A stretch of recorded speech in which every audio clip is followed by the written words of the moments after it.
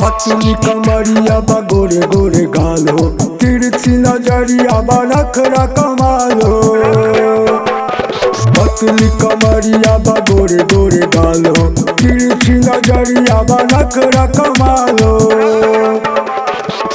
तिरछी नजरिया कमाल हे रानी सुन, चला चला चला गंगा पार हे रानी सुन, चला चला चला गंगा पार।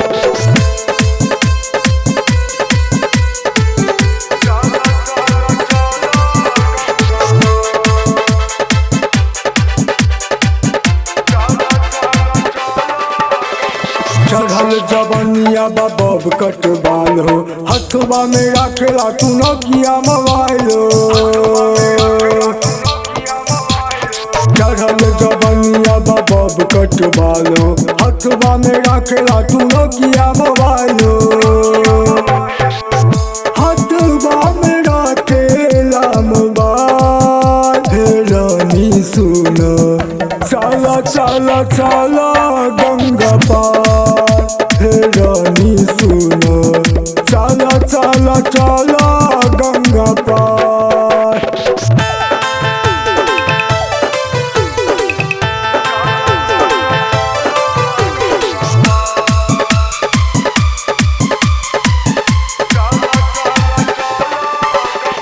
चढ़ल जवनिया बा बड़िया जवाब हो, तोहर उमिरिया बा लागेला कमाल हो।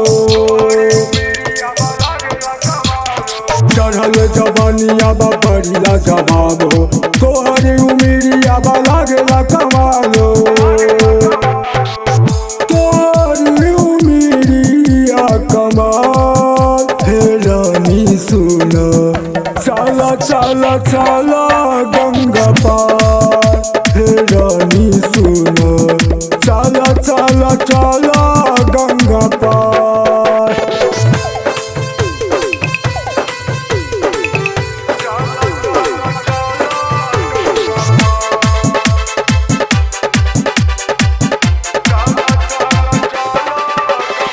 कोमल बदनिया बा लागे बड़ी फिट हो, हथवा तो होई रानी तोहर बड़ी हिट हो।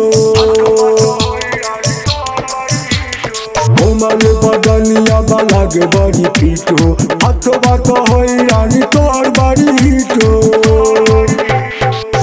हथवा तो होई बड़ी हिट हे रानी सुन, चला चला चला गंगा पार हे रानी सुन, चला चला चला गंगा